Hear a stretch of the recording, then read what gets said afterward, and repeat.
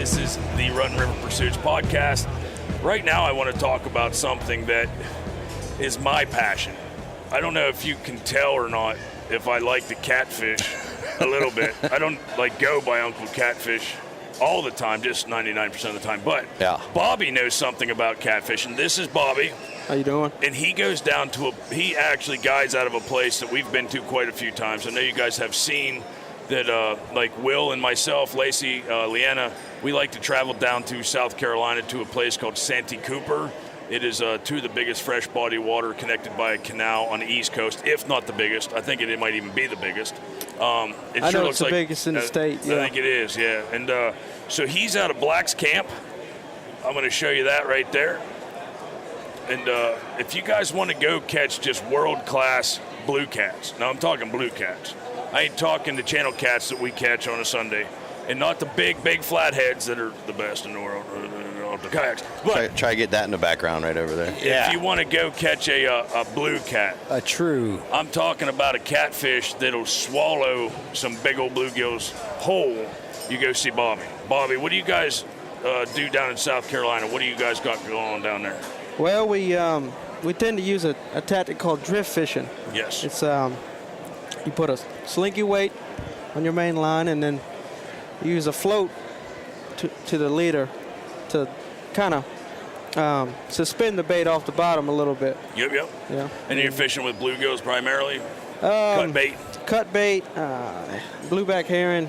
Sure. Mullet. So what Bobby's saying too is so they use a weight that doesn't really hang up on the bottom. So as they drift the boat, they can cover tons of ground, and so as the leader goes down to the circle hook, the bait itself has a float under it to keep it off the bottom. So you got a weight dragging and you got a bait above it, which is actually one of the best tactics there is for finding these mega fish that don't like to move very much. A fish like that don't like to travel long distance during the daytime. No, You go to him. What I'll do is I'll drift an area, and if I mark some fish and catch some fish in that area, I'll throw a marker down. Maybe if I have still enough wind, redrift it, or if I don't have any wind at all, you anchor down on that marker where you caught them fish at. Sure, throw the baits back over. Yep, I got you. Reset back up. Now, I'm looking at this, and it says Captain Kingfish. Now, who is that? Oh, that's my buddy Charles. That's Charles, yeah. Captain Kingfish? I just happened to see your name. I was asking who was behind me here. Yeah, he guides out of Blacks, too. He's a good guide. So you fishing off of a pontoon boat? 25-foot tri-tune, full enclosure, good for the summer when it's hot, good for the winter when it's cold. Right. What's a cold winter like down in South Carolina? Oh, 30 degrees. 30 degrees. Yeah. Very cold. Yeah, it ain't nothing compared to up here in Pennsylvania. I'll tell you, these last couple of days have been South Carolina type winter, right? And tell Uncle Buck, primarily, now this is an inside secret, so I'm going to hide my face from Facebook Live. Sometimes in the winter, like December, some of the big ones bite. I was just going to ask, when is fishing season, and then when is prime time season? Prime time to catch a big boy like that, November, December, when they're feeding up for the winter. Okay. Yeah. I caught more big fish this year in November and December than I did all summer. Yeah. They seem to want to fatten up there, like something turns on, blah, blah, blah. Makes sense getting ready before the cold water. Have you ever hooked into like an 80-pound blue cat? No. So you have to take this stance, right? It's like, and then you got to put the pole here, and then Ryan's got a hold of your belt loop, and the rod goes under the pontoon. And that's why he uses the because it tries to rock the boat. Okay. You feel like it's going to snap at any second sometimes. Yeah, it feels like you're pulling up the lake. Yeah, man. Lord. The tri-tune is nice, too, because some of these bigger bodies of water in Santee can get extremely choppy.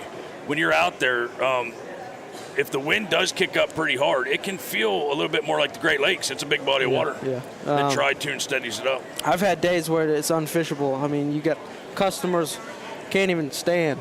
Your boat's just rocking. They're chumming for you, weren't they? Yeah. Sometimes. We got a guy in the group who likes to chum whenever we go out. I'm sure on days like that, Bobby can figure out some good stuff to cook up anyhow. Yeah. So when we were down in Santee Cooper, when I first went down there, I had to hire another guide to show me the ropes, to show me where the lake was laid out. And this was many years ago. And it was a brutal hot August day, like one of them hot August days, and the lake was flat. drift socks didn't work, nothing. You couldn't get the proper speed. Literally just sat on a pancake. And he said it was very odd for the lake to ever do that. And it was brutal hot. So he took us over to the bank and he told Lacey, if you're hot, you want to jump in the water, go on ahead. I'll watch for alligators. People don't understand that Santee Cooper has alligators in it. Yeah. One day it was during the summer, real hot, and sometimes the diversion canal gets real low, and they got sandbars on each sides. And I was running down the canal, and all of a sudden I see an 8-foot gator just sitting there on the sandbar, just laying out. Yeah.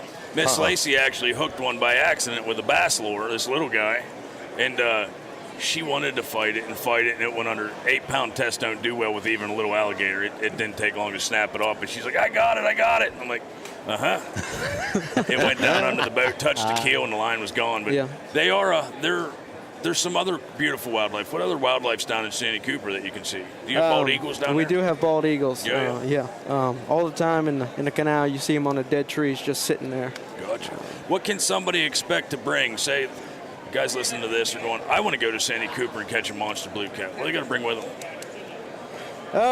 If you use a guide, nothing really. Yeah. Your license and whatever you want to eat or drink on the boat. Sunscreen and some sunglasses, right? Yeah. And there's a lot of opportunity in different places. If you look around, there's a lot of different places to stay around Santee. There's a lot of little hotels and stuff to stay at. Yeah, they got all kind of hotels, nice hotels in the actual town of Santee. Yeah. But see, Black's Camping isn't a little far away from the town, but they got Canal Lakes Fish Camp, Hills Landing, Black's Fish Camp. Yep. Let's see here. I think that's about it. Yeah, the Canal Lake Fish Camp is where we bought our bait last year when we were down there. They had some good bait for us down there, and we used their boat ramp, and they were really nice to us for being out of town. I didn't really know where to put it in the canal, and that's where we found it. So now that I know somebody that has another place to show me where to get in at, Bobby. Yeah, man. Come on down. Bobby, you from down there originally? Yes, I've always lived in Cross. Yeah. Okay. Very good. It is an absolutely stunning, beautiful place. You would think that you would have to go the whole way to southern Georgia to see cypress trees and things like that. But they're there. There's some just beautiful country there. There in the lake, huh? There's no housing on the lake. No. I mean, one side's housing, but it's pretty rural out there. Yeah. Beautiful. I like the sound of that. Yeah. I gotta ask. Go ahead. I'm looking in this other case here. Oh, And football. It happens to be my favorite species to go after. He's Uncle Panfish? Crappie. Uncle Crappie, and even nice sunfish. I mean, I love fishing for panfish, but that crappie's awful beautiful. But that sunfish, what's it, redfish officially? Shell crack, yeah, redfish. And it is 5 pounds, 7.5 ounces. If you're not watching on Facebook Live, this thing's a football. That's bigger than most people's bass they catch. And you're catching, and that's a state record out of Santee. Yeah. I don't know, but I don't think Tom Brady could even throw that one. I think the story goes to this fish. They were catfishing, and they ended up catching this thing. Yeah. That's a tank right there. Heck yeah, it is. That's a tank. Here's the thing. People don't realize we're saying lake. The lake can get pretty deep. Mm-hmm. Yeah. There's things in the lake that can get monstrous because they have the places to hide. And so this lake down in South Carolina, unlike some of the lakes that we have here, it has literally forests in part of it. Like motor-killing forests. They call them labyrinths of underwater tree stumps. Which allows not the gators, but the blue cats, to places to hide and get that big. And all these other panfish that they're eating, I'm sure, like them. If you're eating a panfish like that, you're going to get big. Yeah, you are. Now there are blue cats that'll eat that. Oh yeah, no doubt. Whenever I go to Lake Marion, since they didn't timber that lake and everything, all the trees, stumps are still down there. You just look on that fish finder and you can see all types of different kind of species mixed in with the catfish, so it's no doubt that they get huge. Yeah. You know what the upper part of that is? That what lake I'm talking about? The upper. Yeah. I get Moultrie and Marion mixed up. Yeah. Moultrie Moultrie it's practically clear. You don't have to worry about anything in that lake. But there's blue cats in both of them. Yeah. What other blue cats? I see a striper back here. Do they actually have them down there? Yeah. one of my buddies, he actually caught a 20-pounder about a week ago. Really? Holy cow. Yeah. It was a new one on me. Being down there multiple times, I didn't know that there were stripers in the lake. I'm surprised that camera's still going. Yeah. Stevie didn't drop it, run over here at the table, start signing papers. Yeah, I mean, average size for about a striper is 26 inches. Yeah. Yeah. Oh, man. I mean, good size fish. It's average. Stevie's yelling average. Keep it down back there. If you guys get a chance to head down to South Carolina, it's pretty much a straight shot down 95. 95, yeah. And then if you go over a bridge and see bodies of water that are massive on both sides, you're there. Like it's almost the only body of water in that area that has a big bridge over it. Nice. Turn around and head back to Black's Camp, see Bobby, and get yourself on some of these big blue cats. Yeah, man. I'd love to take y'all out. Hey, thank you, Bobby. Thanks, Bobby. I Appreciate it, bud. guys. Thank you. Appreciate it. Thank you. So if people here want to find you at Black's Camp, and there is a website, www.blackscamp.com, and you can see that he's got all the state records and stuff listed in here and some pictures. We'll put some pictures of this up, but do you guys have any social media that they could find? I got a Facebook page. It's called Bob's Guide Service Encore.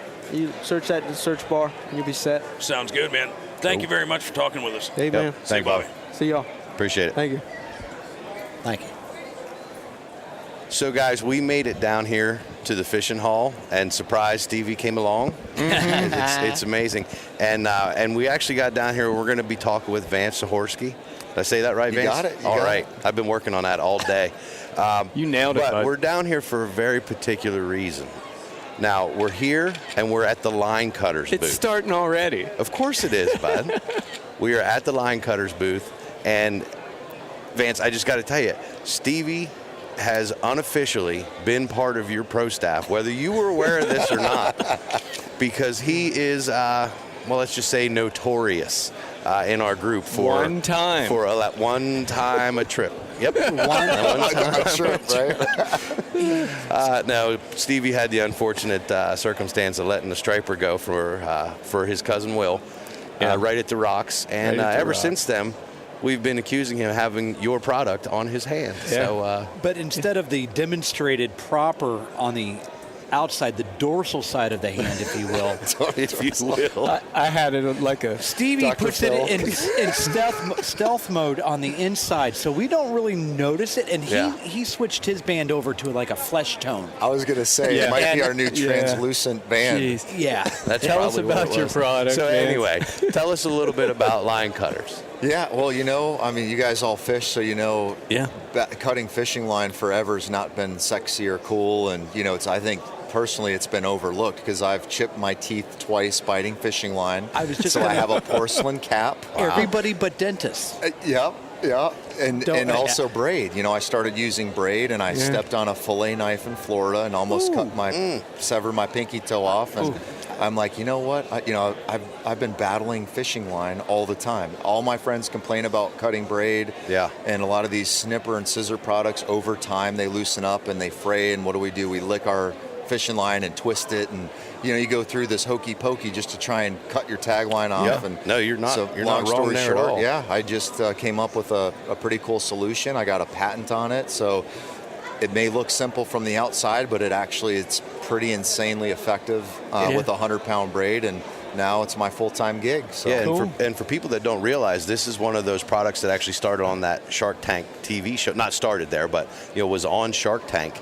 And has been working for you, bud. Yeah, right? It's been great. And the really cool thing about that show is, not only did 7 to 10 million people see it on primetime television, but because so many people saw it, they've taken my idea and they've taken it to the next level, because instead of just one brain working on a product, you have millions of brains. So Sure. I've seen pictures of our ring, people are putting it on their fishing rod handle. It sounds crazy, but I invented the ring and I didn't think of that. Yeah. And guides are zip tying it to their T-top boat rails, and and then I heard you got to make a peel and stick one, so now we have that.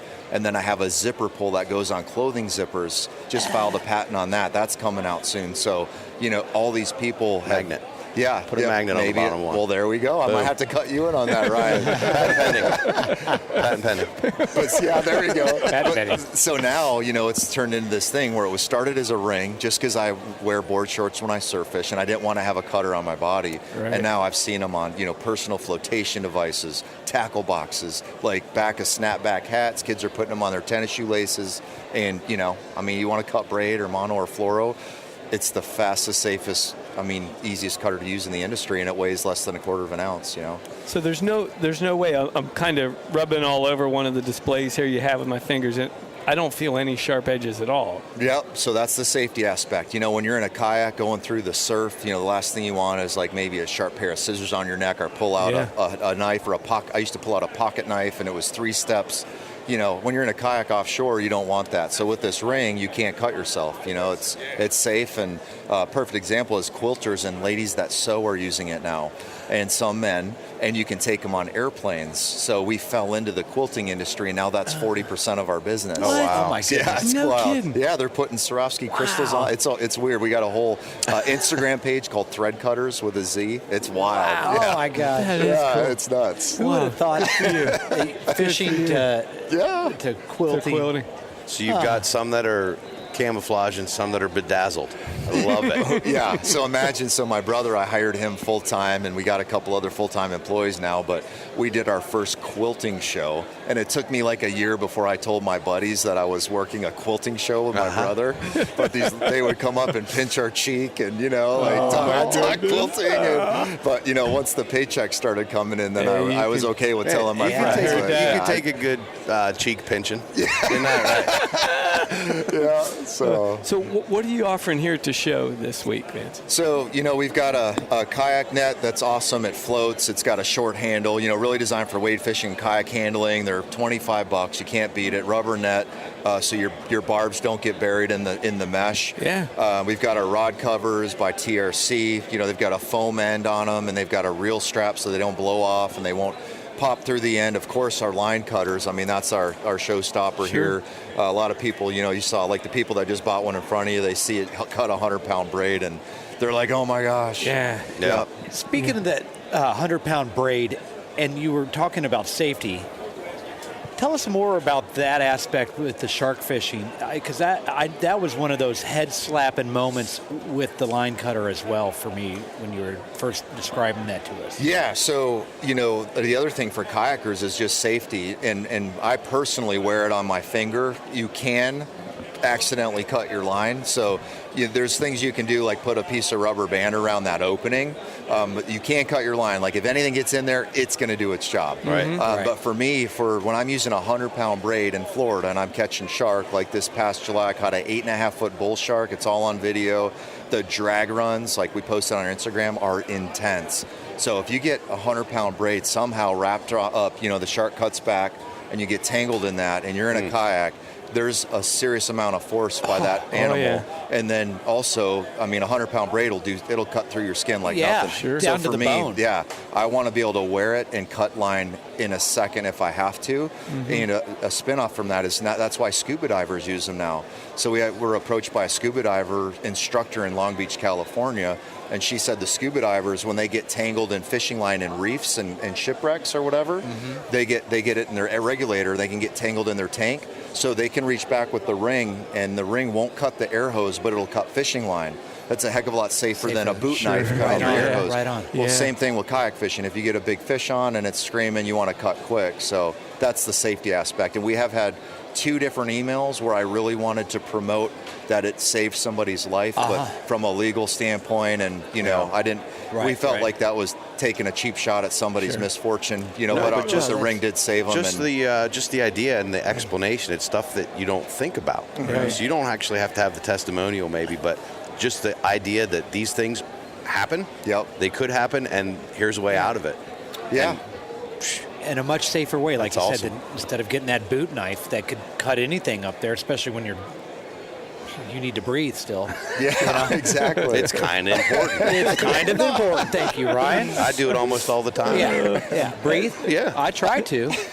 Some days How it's much hard. are they selling for it to show this week, man? So we do a show special. You buy one, which is our standard price of $12. You get the second one for $8 more. So it's an incentive to pick up. A lot of people like to do one peel and stick flat mount and one ring, so they can get both for a $20 bill.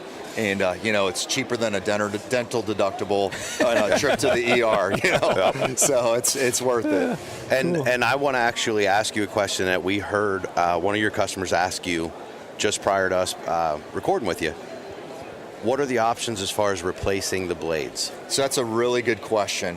We looked at having a replaceable blade, and when we started looking at what that did to the cost to put a screw in the side and all that, well, now your ring is $20. Yeah. And then you have to try and figure out where to buy the blades, which would be difficult. Yep. And then you have to worry about integrity consumers. issues. Not that consumers aren't intelligent, but you always assume, the path of least resistance. Is somebody going to know how to install the blade? Right. And could they cut themselves and all that? So ours is designed to be a disposable product. You get 2 to 3, maybe 5 years out of it. Wow. At this show, we've heard people that got them 4 years ago, still on the same ring. Right, and which, what you were $10 saying was you have captains that are in saltwater. Yep. That are using these blades for 3-4 years. Yep, absolutely. And same ring. So for that investment of 2 for $20, I mean, so economical. I don't want the hassle of replacing blades. Yeah, like you said earlier, nothing for fishing costs $12 and lasts 4 years. No. Nothing. So that's a Certainly great not deal. Stevie's stuff. It's some of the trade shows Hung we up go pretty to, the beers are $10. So someone's like, oh, $10. I don't know. And they're sipping on a $10 beer. I'm like, man, this. I promise this will last longer. It won't taste as good, but I promise it's a better investment. But if you eat it, it's not going to hurt you. Though. Easy, Buck. You're not a doctor. Just saying. We don't encourage people. We don't recommend that you eat the line cutter rings. I don't either. But if you happen Eat at your own risk. Red River Pursuit's not liable for any ring that's swallowed. Yeah, key the credits. All right, Vance. Thanks for taking some time with us. Yeah, You got we a great appreciate it. product. Before we go, for people who can't make it to the show and they hear about this, how can they get a hold of you guys to order this? So we're super active on social media. You can reach out on Facebook, Twitter, Instagram, Pinterest. Those are ways you can reach us. And then also linecutters.com. We just revamped our website, so it's mobile friendly, super cool. Amazon, Walmart.com. We're in Cabela's and then 242 academies. You're and then everywhere. Lots of mom and pop shops. Yeah. We're working on it. We got a ways to go, but Line Cutters with the Z, right? yeah, thank you. You got it. All right. Linecutterswithaz.com.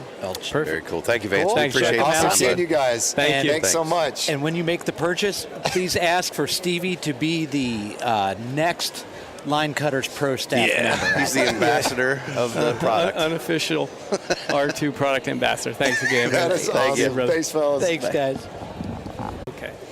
All right, back in the fishing hall with Kieran Howlett, one of the most, craziest products here. This is something that Now that's I've a been- bit extreme. It- I would it call is. it This is clever instead clever. of crazy like a fox, Yeah, maybe. crazy like a fox. This is something, the ability to see underwater while you're fishing. I don't know how it gets any better than that. Yeah.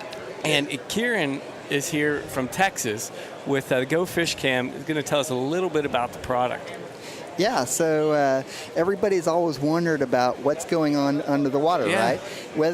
Especially when you don't get a strike, right? So what happened if you didn't get a strike? Did you miss it? Is there no fish? What's going on down there? And if you do get the strike, don't you want a video of that? Wouldn't that be awesome? Yeah. Exactly. So we came up with GoFish Cam exactly for that purpose. And goes on your line, easy to use. It allows you, kind of has two purposes. It gives you that cool shot as well as a learning tool. Sure does. So how does it work? Is there a switch on it? Do you turn it on, turn it off? Yeah, Is it so- always recording? So it's got a cap on the back. You just pop it off, turn it on, and the easiest use case is you pop off the cap, turn it on, hit record, put it on your line, and you go fishing. Yeah. And then you fish for whatever time it is, maybe 10 minutes, 20 minutes, or till you want to see something. Then you can retrieve the camera and review the footage. Sure. So the camera kind of goes in line between your main line and your leader on your lure, and you record, and then once you bring the unit above water, you can actually get that signal or get that video pretty much instantaneously, right? Yeah, so it's a Wi-Fi. So once you come up to the surface and you're out of the water, on your mobile app, you can just connect to it like a hotspot. So it'll work if you're in the middle of nowhere with no signal. It'll work as a hotspot, and you can look at the footage, maybe see what's going on, maybe change what you're doing. That's awesome. And you can use, and I'm watching the video here that Kieran has on both. He has 2 screens here, and you can use it saltwater, freshwater, trolling, reeling it back in. Bucky, walleye fishing. You used to do a lot of trolling for walleye. How would this help you there? It would help. It would, like Kieran was saying, it would help you see if was that really a fish or was that a snack. Especially when you're trolling for walleye, you're closer to the bottom. You might be picking up, and then you can see fish on your fish finder, but was that a fish? You don't know. Right. Well, this is the definitive answer right here, and I call this all but live. Yeah. So what about video quality, Kieran? Is it this doesn't look to be like some kind of cheap, grainy, blurry picture? Yeah, so it's full 1080, 60 frames per second. Wow. So the 60 frames per second gives you that ability to slow down the footage, because when you get a really good strike, those strikes are so fast. You have to slow down the footage if you want a really cool shot. 60 frames a second. That'll do. Yeah, that'll work, won't it, Stevie? And what about people that might be afraid of losing the camera? Yeah, so that's always a fear. We haven't had a whole lot of people lose them, and we suggest when you set it up that if you set up a lighter weight between the camera and the lure and a heavier weight to the main line, typically if you have to break it off, it'll break off before the camera. Break off at the lure, yeah. I'd rather lose a $2 lure than a $20 lure. Oh yeah, I heard. And the metal component that the camera's mounted to, I'm seeing your sign here. It says 1,000-pound tension, so that's going to be hard to break. It's stainless steel, very very rugged and made for 1,000 pounds. We've had people catching sharks and huge groupers on them. Wow. Cool. And you have any specials going on for the show here this week? Yeah. The normal price on our website is $239, but for the show this week we're having for $199. Cool.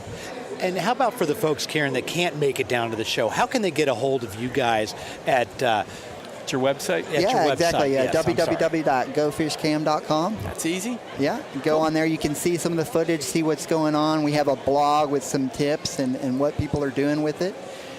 Yeah, get down to the show here and check out Kieran. And what booth number are you at?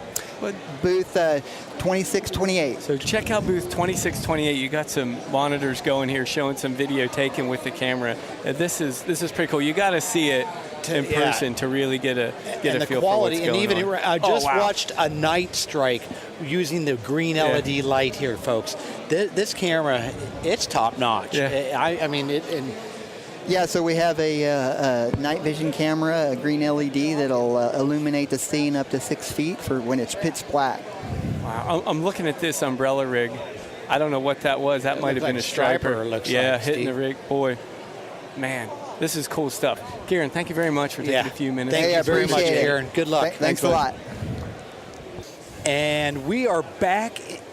We can't get out of the fishing hall, Stevie. Don't tell me nothing. If they hear you or Stevie on the line, they know where we're at. We're in the fishing hall. I heard that. I can't get out of here. We keep on running into interesting topics and individuals, and this is one that Stevie has been dying to get over to. We're over at the Scales and Tails booth here in the fishing hall with Erwin Heinrich. He is the son of Captain Erwin Heinrich, and they run a fishing guide service out of Highlands, New Jersey. Do I have that right? That's correct. Well, you nailed that. There you go, Bucky. Awesome job. Erwin, how are you? I'm doing well. How are you? Great. Tell us about your charter service. So we are a 6-pack charter boat. We'll take anywhere from 1 to 6 people. Nice. We run all sorts of inshore and offshore trips. Starting our season with striped bass is our predominant fish. We'll also have bluefish mixed in at some part, usually during the spring. Change it over to summer season. We'll do fluke or flounder, more familiar with some people. Mm-hmm. Bottom fishing trips, black sea bass, blackfish, or tog. Porgies. We do the offshore, shark, mako shark, thresher shark, Oh, we do man. bluefin tuna, yellowfin tuna, the canyons anywhere from Hudson Canyon on east or south, and that's yellowfin tuna, bluefin tuna, mahi-mahi, marlin, blue marlin, white marlin, big eye tuna. So the area that we fish more familiar as the New York Bight, really, and very diverse fishery. How far you got to go out for the tuna? So typically our tuna fishing will start at around 40 miles, and it all depends on water condition, weather conditions, but 40 miles on out to, I sometimes don't want to say how far we have been out, but anywhere out to 90, 100 miles. Good night. Yeah. Whoa. Yeah. Good night. So where is Highlands, New Jersey? Like in relation, when I think of New Jersey, Ocean City is the only place that comes to mind. So in Ocean City, to New that. Jersey is the southern end of the coast. Highlands is up near Sandy Hook, which is the northernmost part of the New Jersey coast. Okay. So we have Sandy Hook Bay, and we share the Raritan Bay with Staten Island, New York. Gotcha. So we are directly Right south there. of the Hudson River, the Oh, mouth man. of the Hudson River, right across from New York City. Yeah. Yeah. So the fish you're seeing early in the year, are they spawning fish? We have, in our area, we have a mix of fish that are there to spawn and fish that have already spawned. Okay.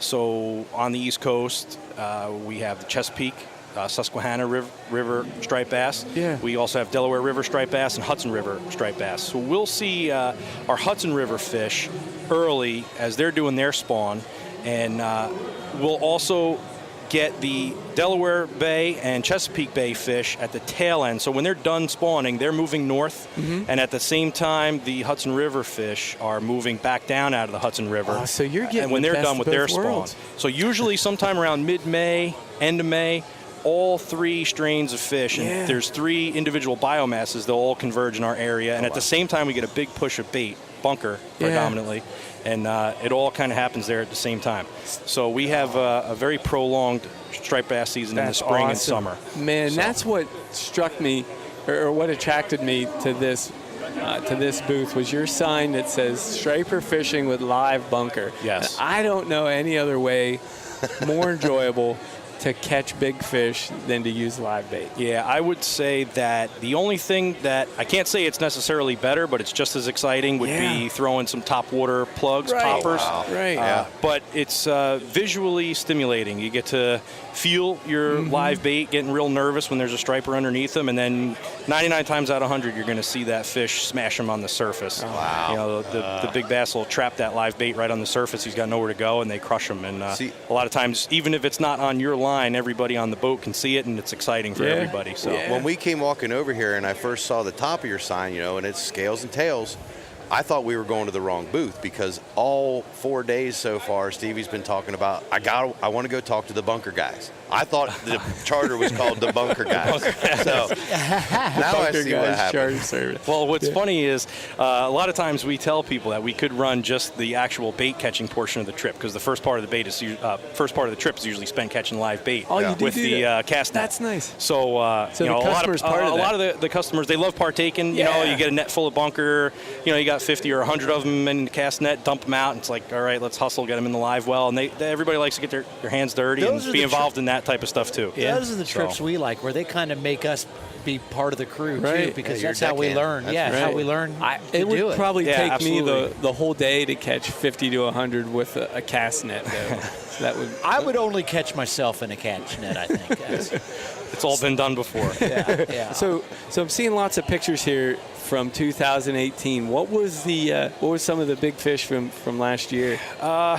I think the biggest fish of the season was actually this one on the wall behind me. That one there. Yeah. That was a big fish. First fish of the trip that day. Really? And on the scale, it weighed in at 53.5 pounds.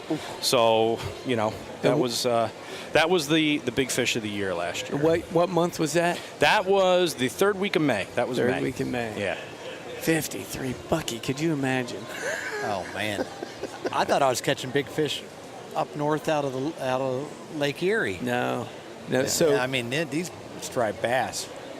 There's something. You may not get me away from the shore after I do that. I love it. Well, what about flounder? How do you guys? How do you fish for them? So, the best way that we found that we like to fish for them, and the most productive, is we fish deep water structure, and we use bucktail jigs. Okay.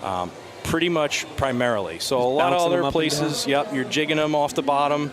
working across wrecks, rock piles, other different aspects of structure that we have offshore. And we usually like to start hunting our fish at around 40 or 50 feet. Okay. And then I'll say anywhere to about 90 or 100 feet. And that varies during the season, the depth.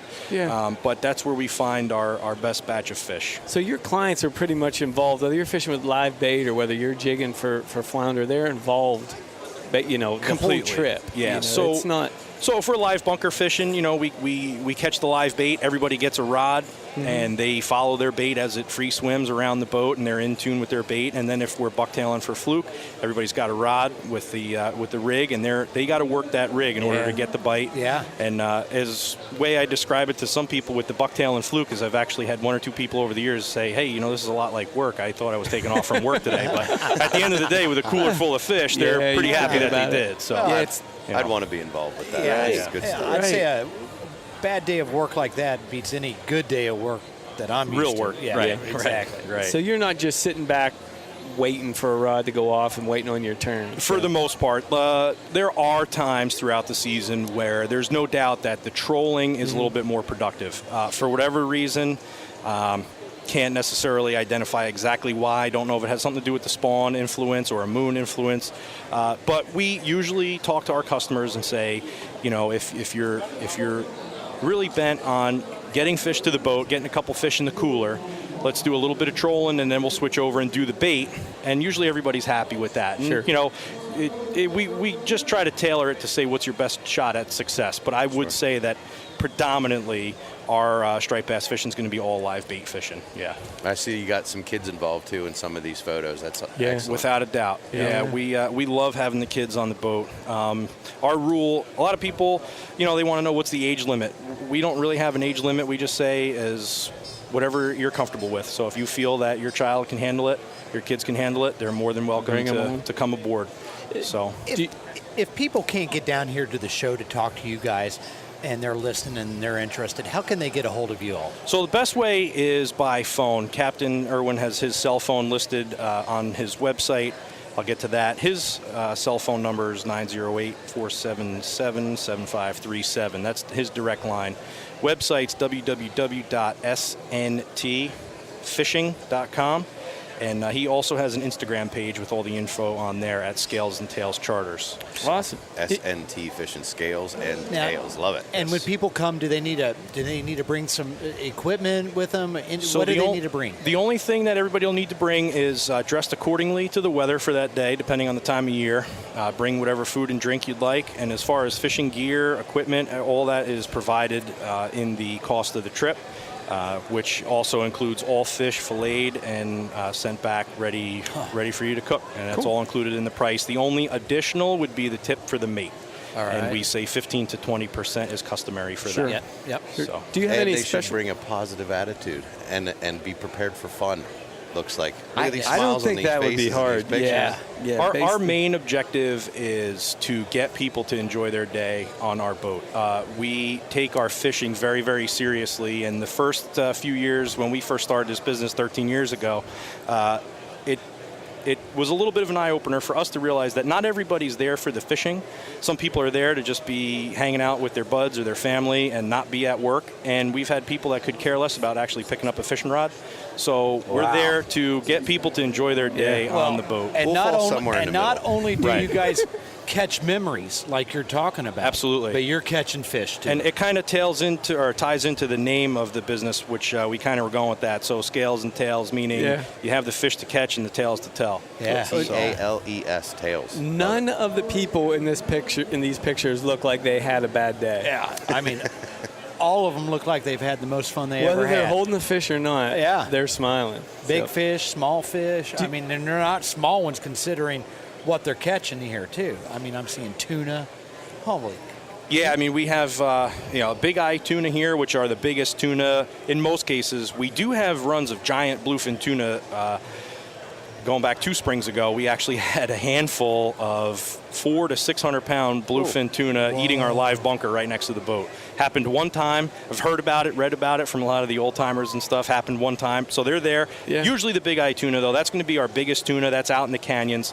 But again, anywhere from yellowfin tuna here, this is a good representation of our yellowfin tuna. These are nice size, anywhere from 50 to 70 pound tuna here. Bluefin tuna, about 40 to 50 pound range right there. That's great. So, do you have sushi? Oh, yeah. You have any specials for the show, for people booking at the show? What we're doing is we're actually doing tuna and shark specials here at the show. Ooh. So normally that trip would run $1,800 for a full day. We're doing a $1,200 trip for that. Cool. If you book here at the show, if you can see us at the show. How many people are normally on a trip? Those trips we do 4 people. Okay. We limit it to 4 people. Again, everything is included in the trip. Wow. Our regular inshore fishing, that's capped at 6 people. Okay. So. Wow. So do the math for me there, Ryan. I can't, bud. I don't have my phone out. It's very reasonable. It's very reasonable. You're trying to break it down to a per person. Yeah. You want a per seat price. Oh, yeah. Yeah, that's good price. That's a good deal. Booth 2813, Yes, Scales sir. and Tails. Come down to the Outdoor Show. Check them out. Thank you, Erwin. Thank you guys for much. stopping by. Appreciate it, bud. Rigamorless.